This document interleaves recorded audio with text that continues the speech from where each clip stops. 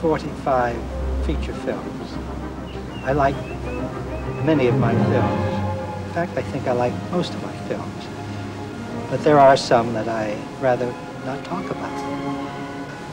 When you make 45 films, the percentages have to work with you or against you. A producer friend of mine said to me, if you've made more than one film, you've made a bad one. Richard Fleischer, un autre metteur en scène, une autre pratique du cinéma. La Rolls, la grande maison de style hispano-californien, tous les signes extérieurs de la réussite hollywoodienne, celle de Richard Fleischer, vrai pro, qui a touché à tous les genres et mis en scène des films solides et efficaces. L'énigme du Chicago Express, Les Inconnus dans la ville, Le génie du mal, 20 000 lieues sous les mers ou Soleil vert. Habitué des superproductions, c'est pourtant dans les séries B qu'il avait débuté au studio RKO à la fin des années 40. I was at RKO eventually for 7 years. I never got an A picture. I was promised an A picture every 6 months regularly because I was considered a very talented and up-and-coming director, one of the new wave young guys. And we had so many changes of head of the studio that every time I was ready to be given an important film, the person who promised it to me would leave the studio. And then a new one would come in and say, oh yes, I've heard about you. You're very talented. And I know you want to do a picture, and you'll get it within the next 6 months. In 6 months, he'd be gone. But this went on for 7 years. I had to end up making my own A pictures. They were small pictures, but they were very good ones. And I had to create my own style for RKO.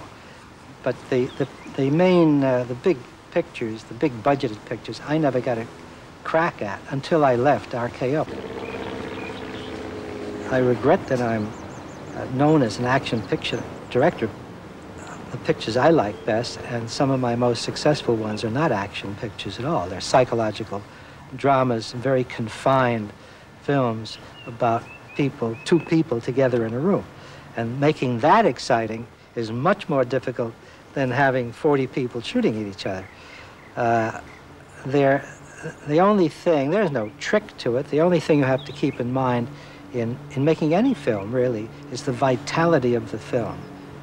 And particularly in action films, you've got to give it vitality. It cannot lag, it cannot wander, it's got to be, you have to drive it all the time. So how do you do this more concretely? I kick everybody right in the behind, all the time. The way I do it, the only way I know how to do that, is to do something that a lot of directors do not do anymore, and that is to rehearse the scene from the beginning to the end, as though it were a scene on a stage, as though you were doing it in front of an audience, not worry about the camera or the editing or how you're going to break the scene up.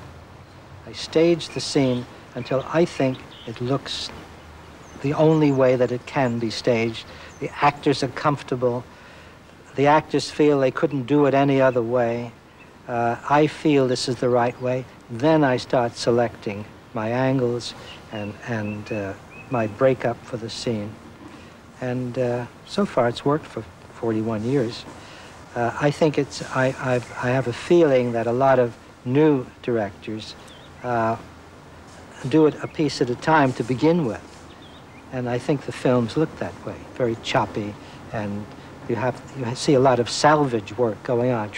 You can see on the screen they're trying to make something work with the editing that didn't work when you have the film. In recent years, especially on 3 films, you had to come in on the production on a film to sort of like replace on a very short notice another director. So what are the specific problems that you encounter on that? A lot of problems, very difficult ones. Mainly, it's getting ready to shoot a picture without any preparation at all. Normally, you have 6 months to a year to prepare a picture, and you're familiar with the script, you know what you want in every scene, you know who the actors are and what they're like, And here you're thrown into this thing, suddenly you start shooting the next day, you don't know what the scene is, virtually. You read the scene the night before and you go in and say, well, let's do it. And then you try to catch up as you go along. You keep catching up on the preparation.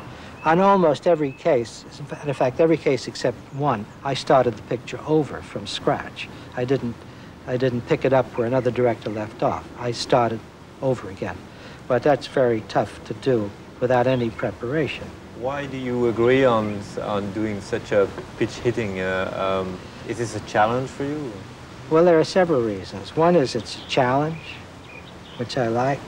Two is I like to feel like I'm a hero. Three is I need the money. There are lots of reasons that come into it. Four, the producer is a friend who says, please, we're in terrible trouble, will you help us out? It's hard to say no when friends ask you to do that, and you know you're capable of doing it. So I do it, and you hope that later you will have some, that they will be grateful to you in some way. They're usually not, but you hope that they will be. I assimilate things very, very quickly, and I'm very experienced. So when I step into a picture, it's good to have a lot of preparation. But if I have to go in without preparation, obviously I can do it. Where you have a problem is with the actors, because the actors have developed a loyalty to the other director, no matter how bad he is. Maybe a very misplaced loyalty, but they have it. And rightfully so, I understand that. Now you're taking away what was formerly their leader and someone that they had a lot of confidence in. The actors never know why a director is replaced. They always think he does a great job. It's the producer who looks at it, or the studio, and says he's doing a terrible job. The actors don't know that. So you've got to overcome this resistance and prove immediately to them that, number one, you are the director, and you are the boss, and number three, I guess, is that you're damn good, and that you're going to do them a lot of good, and that you're much better than the other guy. Those are the things you have to establish right away and win their confidence back in you. And it's, for me, it's worked every time. Now, how did you achieve this? Like I say, by being a very good director. Yeah, but like you say establish it right away. Yeah. I mean, so you were like especially firm or especially quick at first, or depends on the situation. There's no, I can't tell you that that is the way. It depends on the scene you're getting into.